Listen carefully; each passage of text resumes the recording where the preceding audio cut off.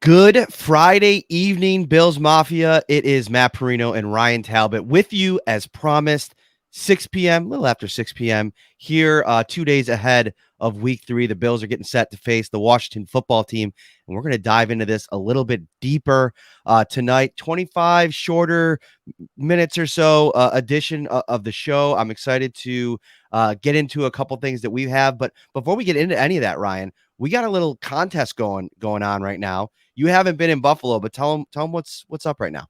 Yeah, Bills Mafia. There is a billboard in Buffalo, and Matt has put together this great contest. Stop by the billboard, snap your picture with it, and you're entered automatically once you share that picture on social media to be entered in our contest where there's going to be some great prizes involved. And Matt, why don't you tell us a little bit about those prizes? Yeah, so first off, the address is 291 Chicago Street, downtown. If you're driving on the 190 downtown, you will see it. You get off at right after Hamburg Street, and you'll land underneath the billboard if you put 291 Chicago Street in your map app. Take a picture, take a little selfie, and then get it to us. You can tweet it at us. You can email it to me, mparino@syracuse.com, and then you're entered in the contest. There's going to be 5 winners. We got about 15 or 20 people entered in so far. The billboard is up all month until October 3rd. And I know it says October 1st right here, but we're going to extend it to October 3rd. We'll draw 5 winners. 3 of them will win a Shout t-shirt. I will mail that to you. And then there'll be 2 grand prizes, a guest appearance on Shout.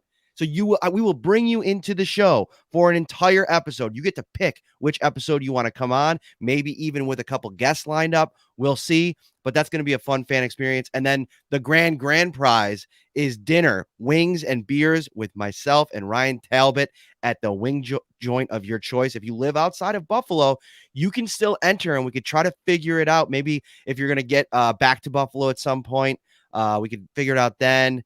If you're not here, have somebody go and do a selfie or do some kind of fun thing. Maybe take a picture of you and snap a picture down there. You can enter that way if you can't get to Buffalo while the billboard is up. But it's something fun, Ryan. It was so cool when the company put it up there, and so many people have been reaching out that have seen it. It's been pretty cool.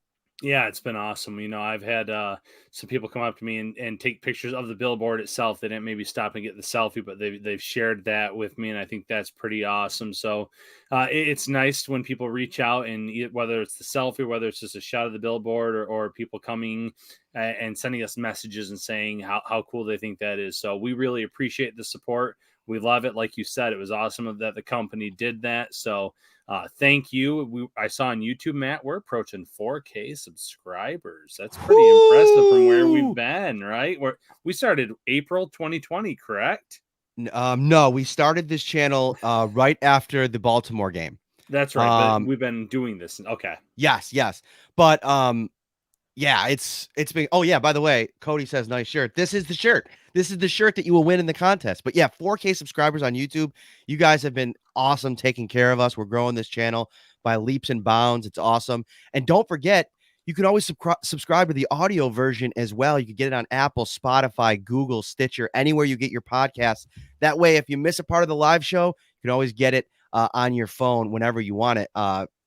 Speaking of which, this is the Shout Bills Football Podcast brought to you by Tops Friendly Markets, your neighborhood store with more. Whether you're celebrating at home or away this weekend, Tops has all your fan favorites ready to enjoy for football, entertaining, or any occasion. Hit up Tops Friendly Markets this weekend. All right, let's get in this game, Ryan. Shout out to Brad Bessie over on Facebook. Fantastic shirt. I gave him one in Cleveland at the draft. One of our biggest fans. Shout out to Brad. It did it was a snug fit. I gotta say, it feels good. I want to start off with something that you're starting to take a look at this game and where I think it could be won or lost. And I think first and foremost, I want to get into some keys to this game that both of us think. I think it's going to come down to red zone production. And we heard from Brian Dable earlier this week talking about that's where games usually are won or lost. How do you perform in the red zone, whether it be defensively or scoring? We saw week 1 against Pittsburgh. The Buffalo Bills go 1 for 4 in the red zone, and we know what happened in that game. 4 for 4 last week against the Miami Dolphins, and they probably could have gone 1 for 4 with the way that defense is playing. And I'll talk about them in a second. But red zone efficiency, red zone effectiveness is going to be so key in this game. You go back to week 1 when the Washington football team almost managed to knock off the Los Angeles Chargers and that vaunted Justin Herbert offense. They had 424 yards of total offense. The Chargers did. They scored 20 points. They were 2 for 6 in the red zone. It just took 2 to win that game. And I think the Bills have a better defense than Chargers. So, the Bills got some things going last week. I think it's going to come down to, can they move the ball, which I think they can, but then take advantage in the red zone. I think that's a great point, Matt. Like you said, they were perfect last week against Miami. Mind you, there were some close calls. That third down play that Josh Allen kept alive. Stephon Diggs falls down, gets up, catches the ball. So being efficient in the red zone is really important for the Bills here. Like you said, a lot of yards were piled up in week 1 by the Chargers, and even in week 2 by the Giants in a losing effort. You saw them in a very competitive game with Washington. So it's up to the Bills to move the ball. And obviously to be able to score when they get into the red zone. And for me, I think it's the Bills having to get pressure on Taylor Heinicke, just like they did 1 week ago against the Miami quarterbacks. You look at that game against the Giants, and one reason that I think the Giants lost in that game is they had 2 quarterback pressures on Taylor Heinicke. That's not enough to get the job done. Obviously, AJ Epineza last week alone had 9 of his own. The Bills were all over the place, and it wasn't just the defensive line. They were sending heat from Matt Milano. They sent A.J. Klein. They sent Taron Johnson, Micah Hyde, Tre'Davious White. So they were sending pressure from all 3 levels. I think that that's going to be the game plan again here, because as we saw in our Wednesday show, when we had a great guest on, he mentioned Taylor Heinicke only has 11 quarters of NFL experience over these last 2 years. Playoff game against the Buccaneers, and then obviously when he took over for Ryan Fitzpatrick in week 1 against the Chargers, and then last week against the Giants. So it's up to the Bills to rattle him. If they can do that, I think they can create a few turnovers and really help them build and sustain the lead in this game. This group really makes it a lot easier on Taylor Heinicke. I think when you come into a situation like this with a limited amount of experience, when you have talents like Terry McLaurin, obviously. I think Adam Humphries is kind of an underrated slot guy. He's done it at a pretty high level. I know he's kind of had a drop off since the Tennessee years, but somebody to consider here. And Logan Thomas had the big touchdown against the Chargers. He is a real weapon for them. So I think that makes things easier on Taylor Heinicke. Now, something I came across too, Ryan, and I need your feedback here to kind of explain this to me. So Taylor Heinicke is one of 4 quarterbacks in the NFL right now with 0 turnover-worthy plays. Tom Brady's another one of them. I think, who was another one? I don't have the other 2. But anyway, that's according to Pro Football Focus. Really cool stat. I mean, I think Josh Allen only has 3 or 4, nothing crazy in 2 weeks. But Taylor Heinicke's got an interception. He threw that bad interception against the Giants where the guy jumped the route. So what does constitute a turnover-worthy play here, Ryan? Explain this to me. I wish I could, but that's Pro Football Focus, Matt. I don't understand half of the stats they put out, just because I think you can challenge them half the time. But you're right. I mean, you throw an interception. How is that not in that category? Listen, I think that this is a young guy that can get rattled. This is someone that couldn't win a starting job in the XFL. He was the backup quarterback there. He's talented. Do not get me wrong. I am not trying to knock this guy. He played very well in the playoff game against the Tampa Bay Buccaneers. I thought he played very well in that Thursday night football game against the Giants, but we are not talking about Patrick Mahomes here, who the Bills will see here in a few weeks. This is someone that the Bills should be able to take advantage of this week against Heinicke, next week against Davis Mills. When you have a defense that is playing at such a high level, these are the games where you say, okay, if the defense plays the way it's had, Josh Allen, if he can get that protection in front of you, which is a big if because Washington has an impressive defensive front, I think this is one of those get-right games for the Bills. Get back on track, get your first win at home, and kind of roll into this next game against the Texans with a lot of confidence, and hopefully exit that game as well with plenty of confidence. Moving over to the Washington defensive line, obviously Chase Young gets most of the headlines. Montez Sweat is an absolute animal. Jonathan Allen, dude, this dude is a game wrecker. And you rewind the clock 2 weeks, and we see here, I must be drinking too much hype. Scott Blakely says, I feel the Bills will dominate both sides of the ball. Allen begins to peak and defense remains stout. I know, crazy. Listen, I'm not arguing against that, and we'll get to our picks later today. But one of the key priorities for this offensive line is going to be Jonathan Allen. I think that the matchup between Deion Dawkins and Chase Young is going to be fun to watch. And I think Deion took a huge step last week. And I could tell just hearing some of his comments today, I wasn't at the facility, feeling a little bit under the weather. No COVID. So that's good. But I didn't want to go down there and put my sick on everybody. Hopefully be better for Sunday. We'll see. But, you look at Deion Dawkins having that confidence level, growing from week to week. And I thought he was really good last week. Jonathan Feliciano, 8 pressures given up in week 1 against Pittsburgh, 0 last week. And we put out a story at the site last week about what he did, how he was kind of approaching some of those early season struggles. So I think this offensive line has done a lot of things to get right, but they're going to have to be right against Jonathan Allen and those edge rushers this weekend. Yeah, I think that's a great point. I think obviously Deion Dawkins versus Chase Young is the premier matchup that everyone's keeping an eye on. But I need to see something from Darrell Williams, Matt. I'm still a little bit worried about Darrell Williams at right tackle. You have Montez Sweat on that defensive line as well. You have Deron Payne. They're pretty impressive all the way across that line, but Darrell Williams still left a little bit to be desired, in my opinion, in week 2. I thought he played better. But I still thought that among those offensive linemen, he was the weak link of that line. And it's a little bit surprising because he played so well last year in Buffalo. And obviously coming into year 2, entrenched at right tackle, you would think that he would be able to build off of that. We just haven't seen that same Darrell Williams. And Washington, I know that they haven't lived up to expectations at defensive line through 2 weeks. It just takes one game. It just takes one matchup or one hit, one sack, one forced fumble to turn a game around. The offensive line needs to bring their A game. We saw John Feliciano not only not give up any pressures, have 2 great run blocks that broke off touchdowns, one for Zach Moss, one for Devin Singletary. So you just need to see them all the way across the board have another great game to build off of. And I think if they keep building their confidence, it's only going to help Josh Allen. I just retweeted it. I was talking to John Scott from Spectrum Sports. Always gracious with his time. He jumps on the show from time to time. Give him a follow. John Scott TV on Twitter put up a really great story on Cody Ford, who opened up about what the first 2 years in the league was like for him. I haven't had a chance to go through all of it yet.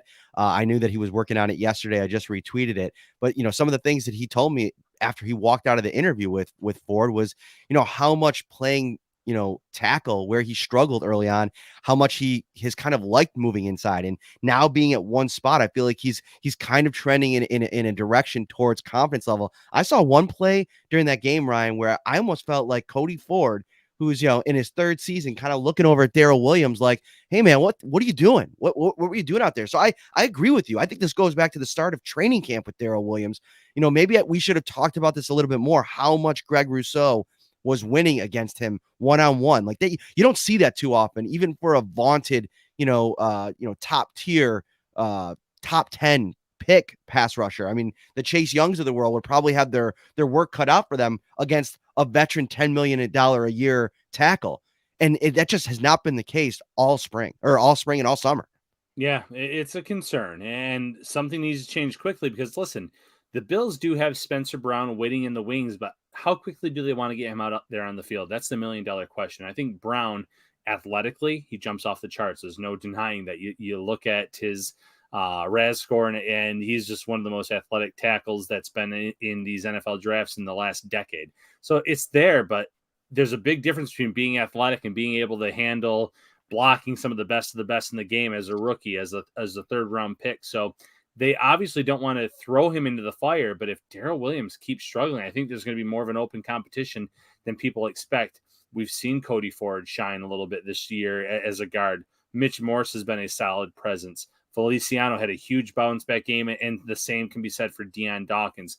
This is a big week for Darrell Williams to show, okay, I'm ready to bounce back as well, protect Josh Allen, let Josh Allen do his thing, not just as a passer, but as a runner, because we talked about it on Wednesday, Matt. Daniel Jones ran for 90 yards on 9 carries, had a touchdown. I think that Josh Allen could do some damage as well with his feet. Mm-hmm. Speaking of doing some damage, head over to Tops Friendly Markets this weekend, and from hot to go pizza and appetizers, signature fried chicken, baby back ribs and subs to delicious salads and brownie trays, you could do some damage. They have everything you need to feed the hungriest football fan. I'll definitely be there. I was actually there. We had Steve Carlick on a few weeks ago up to Syracuse yesterday. A little goodbye party. I got him some Bills stuff from Tops and the Tops gift card, because we obviously have been working so much on this podcast over the last couple of years. I thought it would be fitting. So yeah, that was pretty cool. All right, let's shift gears here for a moment. One of the things I was looking at, also, I was running through some PFF grades, different stats, and so on and so forth. Guess over 20 carries this year, the number one ranked running back in explosive play percentage. Devin Who is it? Singletary. Devin Singletary, 55%. Listen, this is a whole new world we're talking about here, Ryan Talbot. I mean, Devin Singletary is a guy that all offseason long, fans, media, banging the drum. You got to go out and get somebody with speed. There's been nobody more explosive than Devin Singletary through 2 weeks. And I think that allows you now to go into games and really trust your third round draft picks of the last two drafts. 3 drafts ago and 2 drafts ago, and Zach Moss and Devin Singletary. And, as we move forward here, you look at this week, and with Starr struggling a little bit with the groin injury that we found out today he suffered before the game in warmups against Miami, which, man, maybe Matt, some other people need some groin injuries. Yeah, absolutely. Matt, I was going to say, if that was Star Lotulelei playing with a groin injury, taking on 3 blockers at once, what's he going to look like when he's healthy? That's a great question. But Harrison Phillips, who was inactive last week, a healthy scratch. Sean really hasn't talked about it this week, but I'd imagine it was strictly a numbers game. I think that you probably want to get him back in the mix this week. And if you add him and you keep Starr and you keep Vernon and Zimmer, I don't think you could inactivate Justin Zimmer or Vernon Butler last week. I thought Vernon Butler, you go back and watch that tape, Vernon Butler was active. He was making plays. He looked quicker. That was the best version of Vernon Butler we've seen since last year. I can't remember the specific game, but he had one last year that he really popped off. They need more of that from Vernon Butler, and I think he's kind of earning more trust and playing time. Yeah, you need that across the line from the defensive line. Obviously, we saw a lot from Epinez. We saw some great things from Greg Rousseau, 2 sacks. Justin Zimmer, a sack. Obviously, being able to run down these running backs. They have a lot of talent on the defensive line, and Harrison Phillips might get his opportunity this year, or this week, I should say, as well. But flipping the script to the running back position, it's funny because all offseason you saw the videos, you heard the hype, you said, okay, he's really improved his burst. He's really improved in a lot of areas. And a lot of, some fans bought into it. Don't get me wrong. A lot of the Bills fans said, I think he can do this. There are others like, you can't teach burst. You can't teach this. Well, listen, you can teach that. You've seen Singletary show off that burst this year through 2 games, look more like that version of himself from his rookie year. You've seen burst from AJ Epineza. So I think burst is something you can teach when you get the right, the right trainers in place, the right kind of workouts in place. We're seeing it on both sides of the ball. And I did see a comment from Brian Allman in here. Can you trust him with the fumbles? Well, listen, that's a whole nother conversation. We've seen Singletary fumble a few balls out of bounds. We've seen Zach Moss fumble one. That's up to those backs to protect the football a little bit more. But I think it's really encouraging to see the performance that the running backs have had for the Bills through 2 weeks, because I think you're going to see not just the first 2 weeks of the season this year, all throughout the year. You're going to see extra defensive backs on the fields. You're going to see light fronts from defensive lines and linebacker cores, and you're going to pretty much see defenses challenging the Bills to run.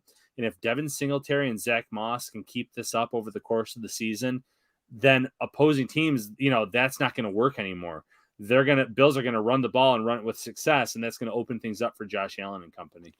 Yeah, and a good question in here in the chat about Josh Allen from Jackie over on YouTube. Do you think Daryl is the reason Josh is avoiding rolling right? I mean, I think it's part of the reason. I mean, if you go back and look at the touchdown that he threw to Stephon Diggs, he had to move up in the pocket and kind of get out of there to his right, which he was able to do because of the blitzing. I think it was the linebacker there. It wasn't necessarily that Daryl Williams missed the block, but he wasn't aware enough to pick him up, and so it worked out. Josh got out. He created something, which he tends to do. But I think that is definitely part of the problem on that right side, and this goes into what we were talking about the other night, Ryan. Like this defense needs, or this offense needs, consistency from every position group for it to run like it did last year. I think one of the things that really, stood out to me as I'm looking through some of the stats is Josh Allen, literally the lowest quarterback in the league with yards per attempt. And I think it's like somewhere around just over 5. He might not be the very last, but he's in the mix with the guys you just don't want to be in that group. Hmm. And I think that piece of it, the struggling up front of the offensive line, has led to kind of um, this difficulty to find a rhythm because you're always dealing with this chaos in front of you. And I thought this group as a whole, pass blocking wise, take out Kansas City, and that was a really tough game. But I thought as a whole last year, that group was really good in that department. It's got to continue to be better as they move in against a really good defensive line this week. Oh, absolutely. And listen, I think, that question was great. I think there is something to be said about Darrell Williams' struggles and the fact that Josh couldn't roll out to his right. There's something to be said about the short yards per attempt because of having to get the ball off quickly because of pressure, because of teams bracketing Stephon Diggs and taking players away from him. These are the growing pains that now Josh Allen has to counter. There's a lot of film from him in this offense from last year out there. Defenses are playing him differently so far. It's now up to the Bills. Josh Allen, the way that the Bills receivers run their routes, Brian Dable calls his plays to counter that. Because when you can come up with a successful counter, then the defense has to go back to the drawing board. So Buffalo really has to kind of do their due diligence here over these next few weeks. I think you're going to start to see some changes here against Washington and how they move the ball. I think there's going to be more opportunities against Washington as long as that offensive line can protect against that defensive front, because I like that matchup of these wide receivers against those defensive backs that Washington has. There's some talent there, don't get me wrong, but I like this matchup more than last week. Miami obviously having a very talented secondary.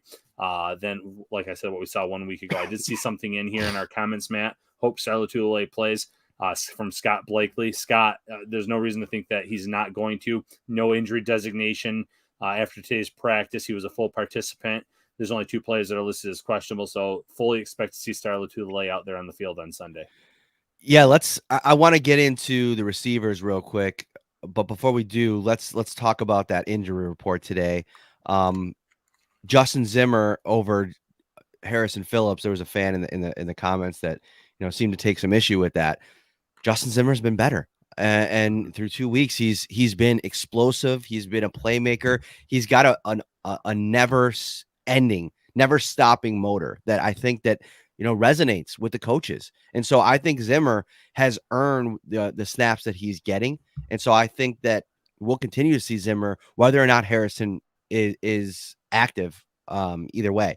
But some issues at cornerback, Ryan. You talk about how well Levi Wallace and Dane Jackson played, both listed as questionable on the injury report, both dealing with knee injuries, which is a little bit scary. I am a big fan, obviously, no bias here at all, of Cam Lewis, who's sitting on the Bills practice squad, but he's kind of sitting in the wings, and I could see them because Dane Jackson and Levi Wallace were both full today, so they're questionable for Sunday.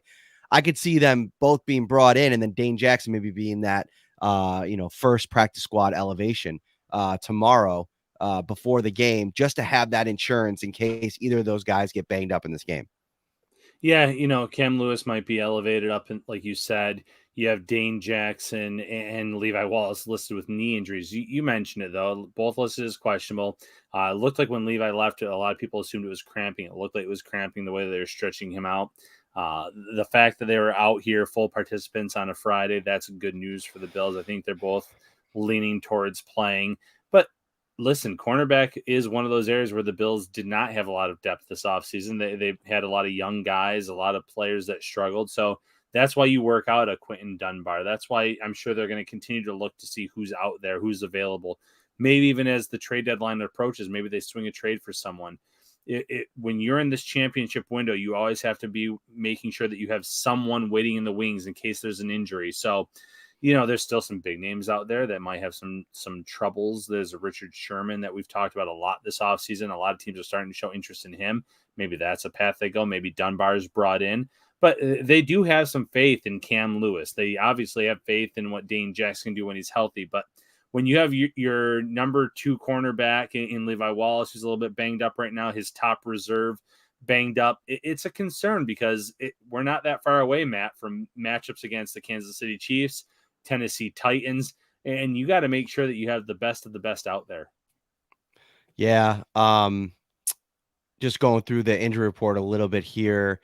I know some people asking about Gabriel Davis. He was limited on Wednesday and Thursday. I wasn't there today. He was full. This is usually a lighter practice.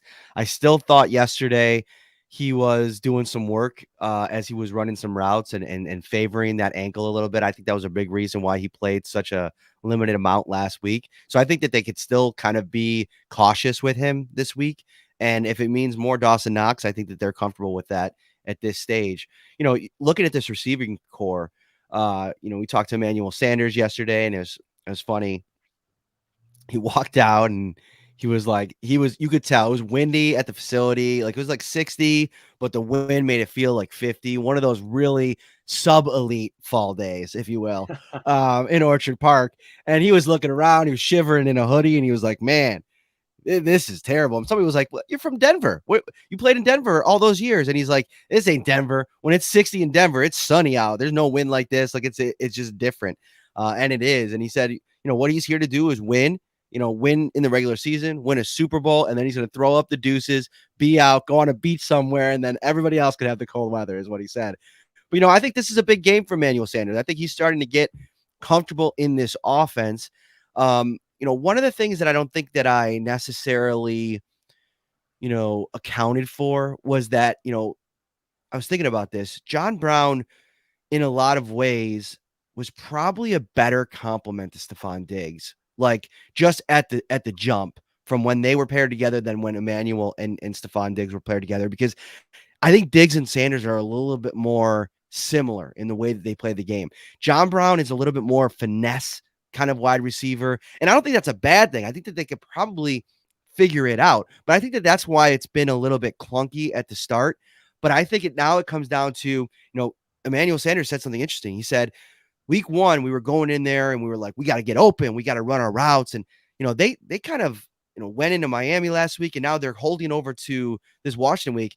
Listen, we're going to take that pressure off of ourselves. We're going to go out there. We're going to do our job. We're not going to try to do too much. We're going to play football. We're going to get open for Josh, and then we're going to make plays when we get the ball. And I think that maybe might be a little bit of a lens into the pressure that was on these guys going into the season, Yeah.